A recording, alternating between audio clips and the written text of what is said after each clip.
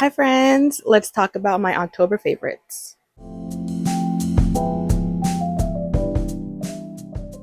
So as usual, y'all know I will forget everything if I don't list it. So I am reading from a piece of paper. I don't have a full script. I just have everything that I've really been loving in October. So let's get into it. So we're going to break up this into sections. I have a section for film and other media. I have music. I have books. I have personal stuff. YouTube, I've really been loving recently. I also have stationery and a miscellaneous category. So let's start off with media because I've been super excited about the media I have been consuming recently, and quite a few of them have ended, and I can actually give a review on.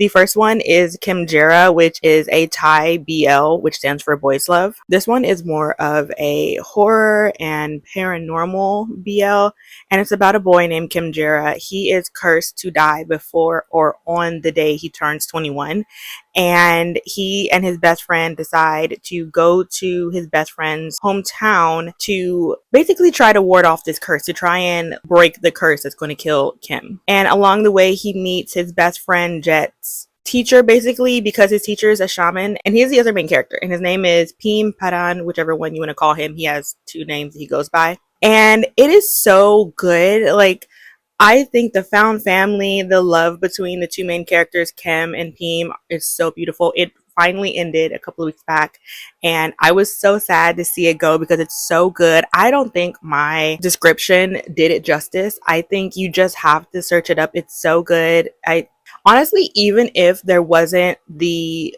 romance between Kim and 𝚗𝚘, I would still love it because the found family, the curse itself, the ghouls and principles of Buddhism that's in it as well. It's so good. Everyone should watch it. The next two are also Thai, and that is My Magic Prophecy and 23.5%, which was a rewatch. Anytime I'm in a bad mood, I rewatch 23.5% or A Boss and a Babe. 23.5% I rewatched, and this one is a GL, which stands for Girls Love, and this one's about a girl named 𝚗𝚌𝚎. She ends up starting a new school with her sister and her cousin, and she falls for one of the popular girls in school who she ends up having a Instagram kind of flirtation with, but Sun, the other girl, does not know that she's a girl. She thinks that she's a boy because 𝚗𝚌 in English is Earth, so she thought that Earth was a boy.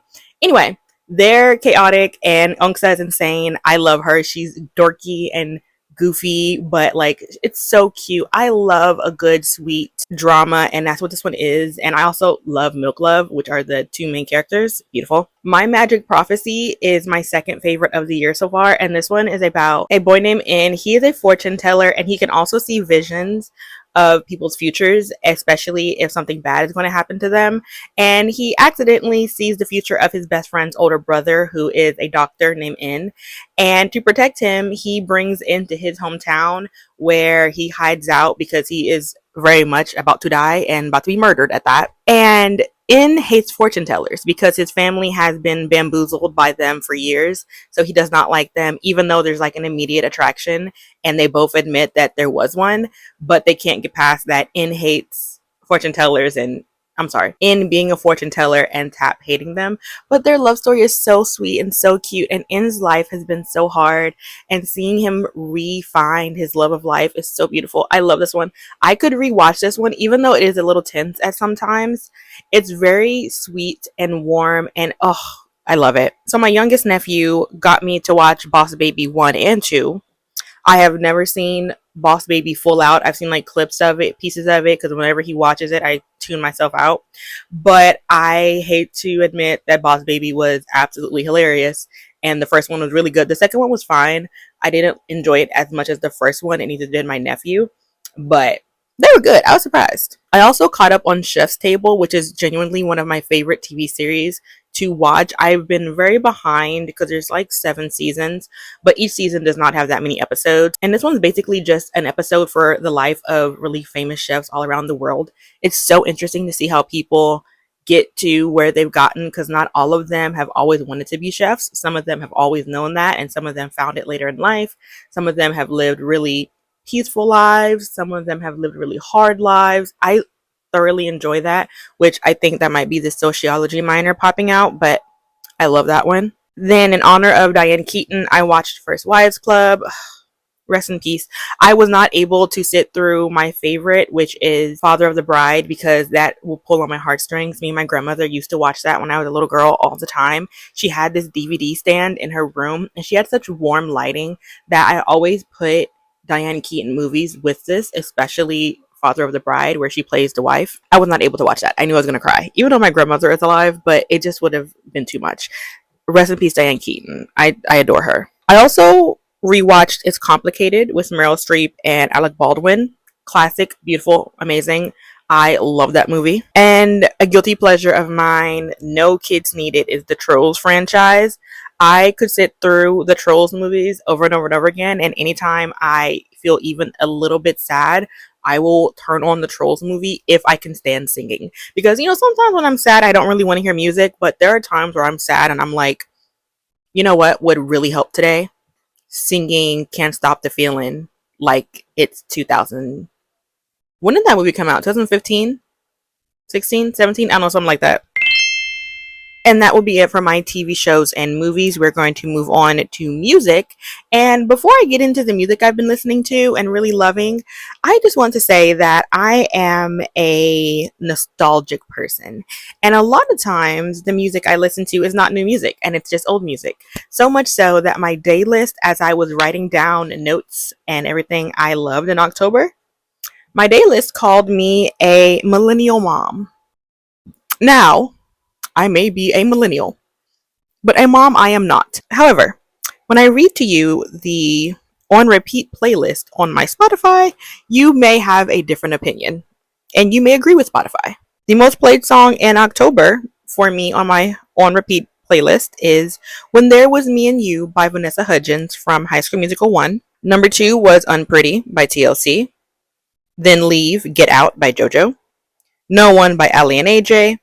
I Want to Dance with Somebody, but this one is the Callum Scott version. I sound like a millennial mom. So, it's what it is. So just to shout out some playlists that I really love on YouTube. The first one is by John Lamb 0329, and that is their chill K-pop playlist. And the second one is by Ara Karina, I think that's how you say her name. And it's a playlist called Korean Coffee Shop, both of which I like to listen to at night or when I'm editing or studying. I'll even sometimes listen to them if I'm reading, but normally not, because if I know the song too well, it'll distract me. But especially when I'm editing or when I'm just having downtime, sometimes when I'm gaming, I'll play it. I love these two, especially at night. It just gives me such a calm feeling at night. I love them. Okay, let's move on to YouTube and creators that I have been loving. The first one I'm going to shout out is Novels with Alex. She's a mutual and a friend of mine on here. She has a video that I really enjoyed, which was the Cassie Fortune reading guide. I've been trying to get into those books, and every time I get it from the library, I return it because I just never am in the mood for it. But she has a really good guide on how to get into her, or what to look for, what to try out, and I'm gonna leave a link to all these creators and videos below.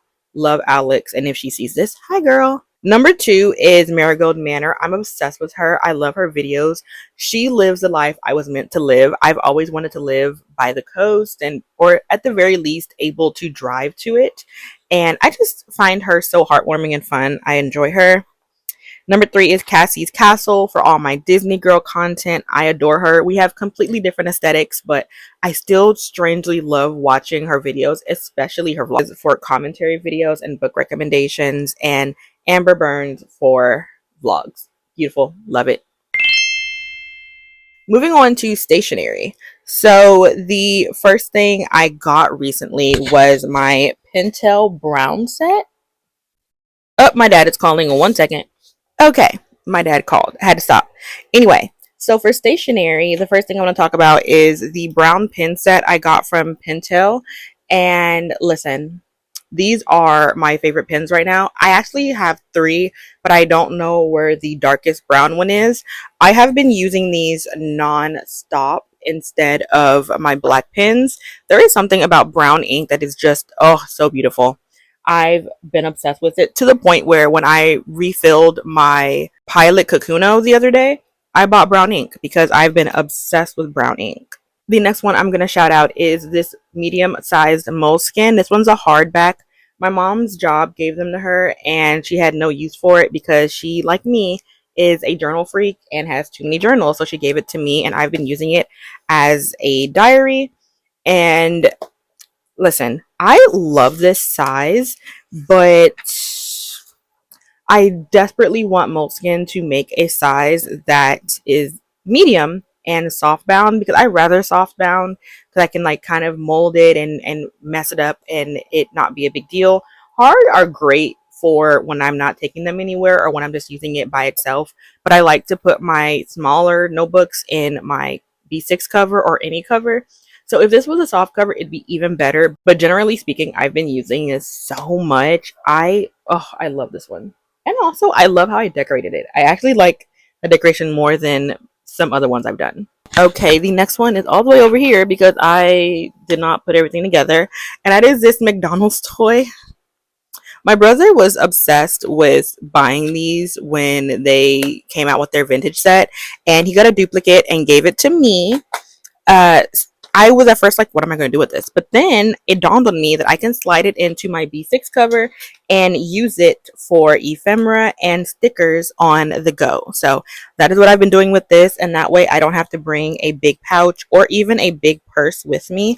I can just slide it into my B6 cover, which isn't that big because these things aren't really that big, and I've been using it the entire time. It's been coming in handy, and also I can clear it out right before I leave. That way, there's nothing inside of it but a few stickers, and I can collect ephemera from all around and just slide it in here. And lastly, something I've been wanting to do is show you guys my favorite monthly spread or a spread I did that month that I've really loved. And I need to show you if I can figure out what I did with my journals. And my favorite monthly spread goes to this one. I may insert a picture if this isn't that great looking. I'm obsessed with this insert and this spread. I've decided to make this whole insert kind of muted and not too colorful or decorative. And I don't know, I just really enjoyed this one. I haven't done too many spreads in October that weren't just straight up diaries and me like trauma dumping, but that is my favorite monthly one. Okay, the last thing I'm going to talk about are my miscellaneous favorites. And this is just me showing you guys that I am not, you know, better than anybody. I do a lot of videos about overconsumption, especially in the journal and planner community. But like I say in every one of those videos, I am not better than anybody. I have things that I overconsume.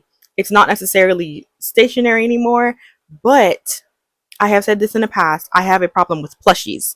And recently, that has come to fruition again.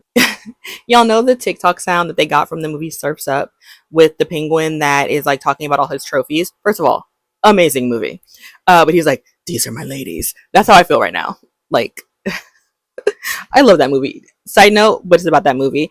If you've seen that movie, one of my favorite scenes in that movie is when Cody's brother is like, oh, you're filming a movie about Cody? Can I be first in line not to see it? Can I get in line now to not see it? Listen, when that movie came out, me and my siblings used to use that line on each other all the time. We would be like, oh, you're getting an award at school. Can I be first in line not to see it? I love that movie. I may watch it after this. Anyway, these aren't even all of the ones I bought in October. Listen, okay, we're gonna go through these, all right? So the first one is this little piggy with the special eyes. This is from the BB3 Chinese Zodiac line. I tried to get this a billion times, but it was just not happening. And the thing is, you can buy these confirmed or you can buy these blind. So people will buy them, open them, and then sell them confirmed. And this one was confirmed because I did not want anybody else's Chinese Zodiac. I just wanted mine, even though I'm not big on pigs, but I actually really, really like this one because of the special eyes it has. Look how cute it is. And it smells, oh my god, it smells so good. Next one I got, oh, my dad is calling again. Next one I'm going to talk about is also a baby 3, and this one is the Ocean series. It's a little shark, and it has fangs. I can't show you from far away, but this one does not have special eyes, but it's super cute still. And this one smells even better than the pig. Not even gonna lie. I have an issue, but I love plushies and blind boxes of all kind. Also, though, I don't really love them being blind. I sometimes want them blind. Most of the time, though, I just want them confirmed. Like, I don't want to buy 8 boxes because I want a specific one. Like, I was not about to buy 7 boxes to find the shark just to get the shark. You know what I mean? Because then I'd have the octopus and the whale or whatever else is in the series that I don't want and have no use for.